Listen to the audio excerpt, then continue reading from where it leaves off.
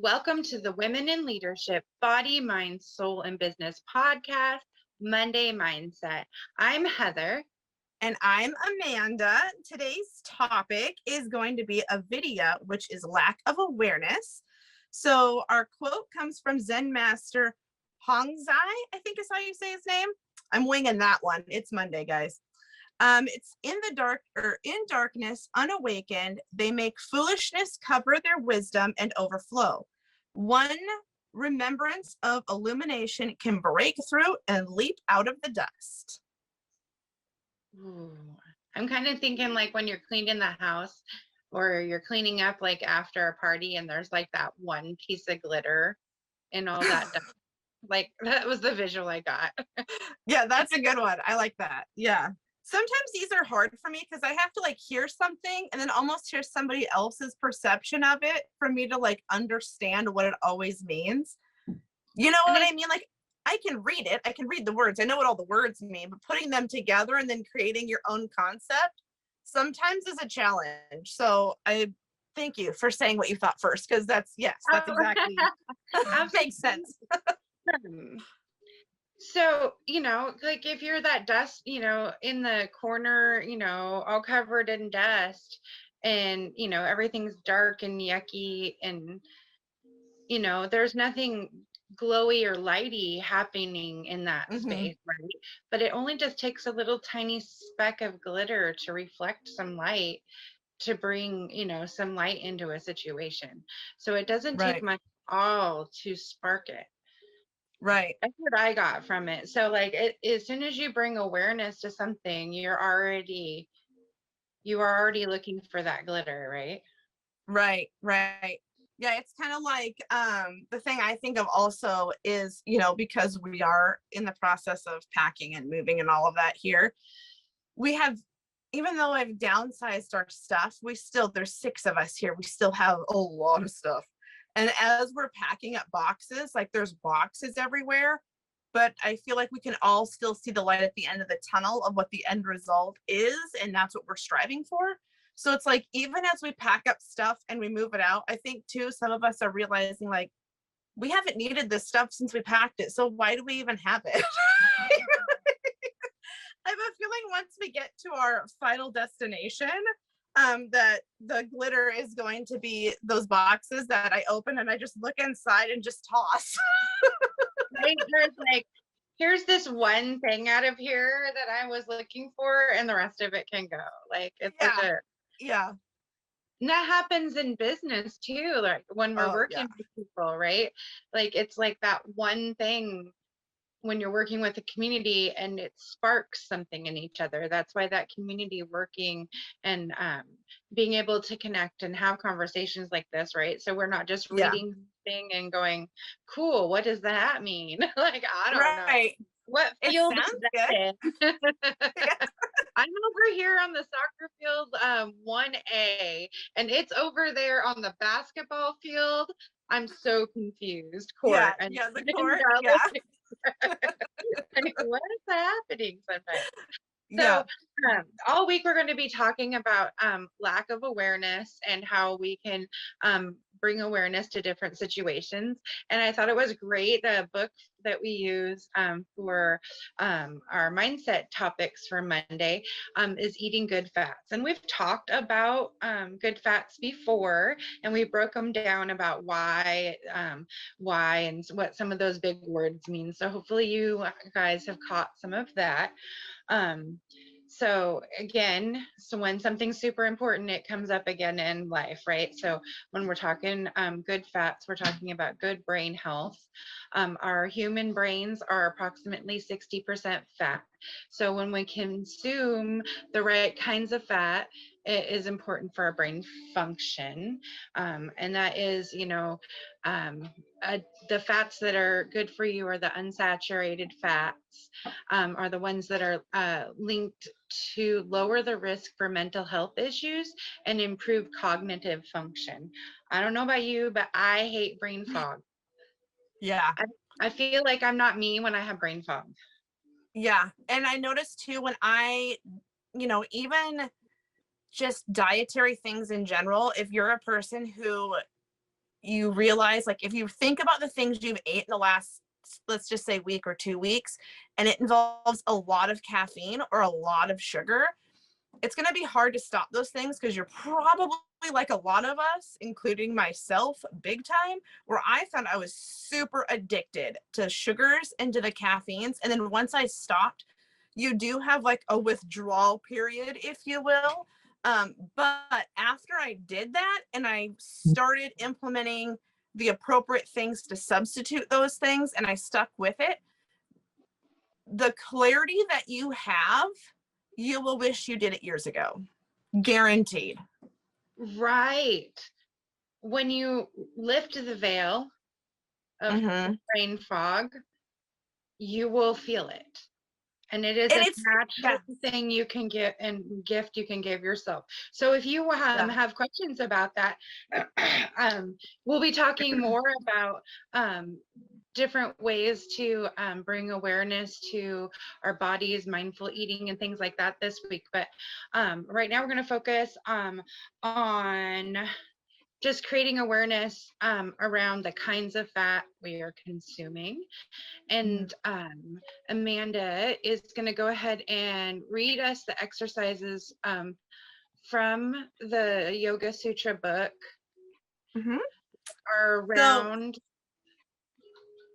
that are around Avidya, lack of awareness. So it reads as follows. It says, think of a situation in which your perception was clouded by your perceived notions. To prevent this from happening again, what can you learn from this situation? The next time you are in a restaurant where you can smell the food being prepared in the kitchen, try to isolate a single food on a plate. So you're in a restaurant. Another friend that can do that.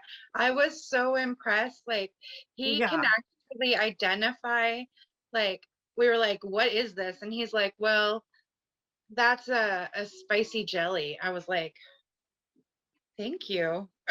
Like, it was so cool. I was like, it's really cool to take that a second and slow down and like identify different sensory things that are coming in. And smell is we don't utilize a lot.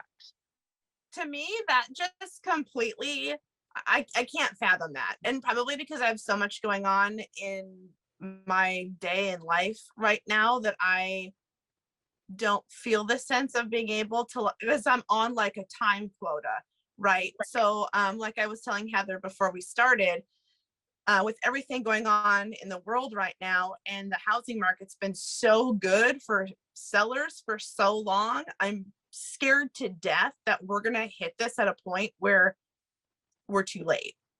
And so I'm like hustling, bustling, and I'm kind of turned into the Wicked Witch of the West at home to get everybody to do what I need them to do, when I want it done, and how I want it done, So to think of being in a restaurant, and my husband and I went to breakfast yesterday at our local cafe, and to sit there and think about one specific plate out of the 50 or 150 plates that were in there, I can't even fathom that. That's like fathoming what I would do with $1 billion. I don't even know where to start. You know what I mean? All right. So I think right now, then you're more at the point where if you just sat and took 6 deep breaths. And just whatever comes up, check in with yourselves with just the 5 sensory, the 5 senses. So what do you hear? What do you see? What do you smell? What can you touch? And what can you taste? Sometimes I'm like, my mouth tastes nasty. I'm going to go brush my teeth. Like, that's change and make better, make yourself aware of. Like, I'm in a happy mood because my mouth is nasty. What's happening? Yeah, for sure. So the reading goes on to say, removing Avidya is like eliminating all those smells except for that one single food that you're trying to focus on. Picture yourself, I love this analogy.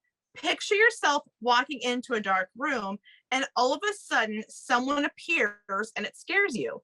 If you had known ahead of time that that person was there, would your reaction have been different?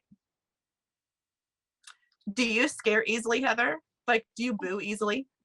I do, and I have a child that's sensitive to like things that are jumping Yeah. out at him. And it's Yeah. been something we've worked on for a lot of years. And he like finally is able to play some of the games where there is jump scares. Oh yeah. So yeah, I don't really care for that rush of adrenaline. So I totally get where this is coming from. Like Mhm. when I'm there, I am so much more calm and happy and pleasant and Yeah. I remember my husband might be pissed that I share this story, but it is like right in line with what we're talking about. If you're listening to totally this, Steve. not to listen. So here is my quick story. So I was fairly pregnant with my third, and we had lost power. And so, of course, as you know, when kids are little, they were like toddlers at the time, or like early elementary-ish age, right? You have to like find creative ways to like entertain them when there's no power.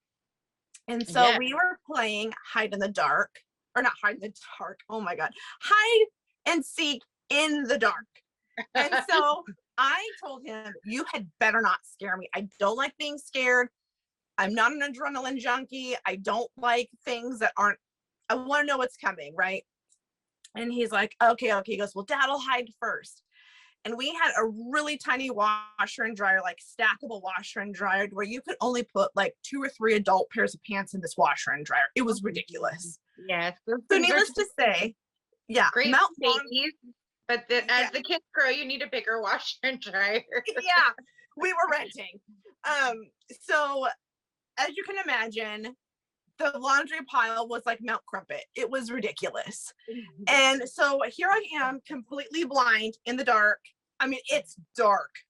And I'm like doing one of these, right? I'm like, don't scare me. Please don't scare me. You're like holding out your hands, like feeling around you. And I'm feeling this pile, right? And I totally have my hands, but I don't know because he has blankets over his head and his whole body. I'm like palming his face and his biceps and his pecs. And I'm like, don't scare me. Daddy, where are you? Oh my God. So then I said, okay, come on, guys. Daddy's not in here. Let's go to the next room. And we turn and leave. And as I turn around, I have my back to him. He takes the blankets off his head and he goes, boo. And that's all he did. And I just screamed like I was in a horror film. And for whatever crazy reason, my instant reaction was fell on the floor, fetal position, and I yelled vulgarities at him that involved, the edited version was, I told you not to do that. I was petrified. No. So for me though, like super sensitive to it. oh my gosh, I have had people come up to a window when I was working at a coffee stand. One guy came up to the window. And I'm totally in the zone. Like I'm restocking things and whatnot. It was almost closing time. And he tapped on the window, but he was short. And I didn't see him because after he had tapped on the window, he took a step back, but kind of to the side. So when I turned, he wasn't in my line of sight. He was in like a blind spot. I go, what the hell? I thought I heard something. And I look over and he's standing and he waved and I jumped. He didn't even say anything. I just So I scare so easily. Please don't scare me if you see me in public. I will probably scream and wet my pants. That's a very real thing. Okay, good to know. Good to know. Right? Okay. Oh my God. So let's bring this back. So how do we bring awareness to brain boosting fats and proteins for ourselves? So here's some tips that to incorporate these things into your diet. A little goes a long ways. Educate yourself on what a serving of these nutrient dense foods are like. So nuts and seeds, avocado, olive oil. Make sure you have an idea of like how much a serving is. Like don't go grab a whole, 3 cups of nuts and think that, you're going to be healthy. Like it's still moderation and nuts, so learn and measure out, like actually physically see what it looks like in your hand, like just educating yourself. You can do it tactily in different ways, so that's like the best way. Simple salmon, they recommend wild Alaskan or sockeye salmon, great for omega-3 fatty acids for your brain, and less mercury in your seafood, the better. Shrimp and seafood mix well into pasta and rice dishes. Avoid the fried ones because then those are going to be cooked in the unhealthy trans fats. They say go nutty and be seedy. Walnuts and seeds can be added to meals and snacks. So, incorporating them throughout your day, there's, like you can add them to things, add them to your salads, add them to sandwiches, make them the snack. So they're just different ways to incorporate them. Olives, avocados, and other oils. This reminds me of Rachel Ray and her Evia O crave. Like every time I think of cooking with an oil, that's what I see is Rachel Ray with her Evia O bottle talking, like, okay, next we got some bam in a bottle. All right, what do we got? But by learning to make your own dressings, you control the ingredients in there. So as you learn more about like why different herbs are good for you to incorporate into your body, you can create like a weekly fresh herb vinaigrette or something to oil or stash to like put on your foods that you've prepared for the week. So I've been learning a little bit more about food prep, not so much as like making the same meal, but like making ingredients that are ready to go for the week, that are fresh ingredients, so that I still feel good, but I can cook quickly. So that's one of them. And then eggs are a really high quality protein for our bodies. They have the most whole protein you can get, and they provide amino acids whose job is to produce neurotransmitters. And I can go into the science about all of this. If you want to have that kind of conversation, hit me up. Adding these to your snacks or breakfast, always think of Pretty Woman when she doesn't know like the way she likes her eggs, and she's standing at the counter with like 22 different ways to have eggs, and she's like, I'm gonna try these. So there's so many ways to incorporate eggs into your body or into your life to help your body with producing neurotransmitters and helping your brain out. So the quote from the 52 Small Changes for Your Mind book is, let food be thy medicine and medicine be thy food, by Hippocrates. So if you didn't know already, we have a website. What? Yeah, we do. And almost every day we are putting up the catch-up blog post that Amanda had ready to go while she was waiting for the website to get ready. And so we're getting those published as quickly as we can. And then those will be current, coming out regularly. So go check out the Women Empowerment blog. Oh my goodness. I know, I had to think about it too. I was like, wait, that's the virtual event. Nope, that's the name of the, like, what is it? We are all about helping women, helping each other, and growing our businesses together. Body, mind, soul, and business. This week on our podcast, we have on Tuesday, we have Ashton Faye, and I cannot wait for you guys to meet her. She is a local real estate agent. Next, we have Carol Dockham. Oh my goodness, she is like queen of networking. Very excited. And Friday, we have another local person, Chelsea Gonzalez, and she is a mastermind at bookkeeping. So I'm very excited to have everybody come on this week. Thank you so much for joining the Women in Leadership, Body, Mind, Soul, and Business Mindset Monday. Namaste. Namaste.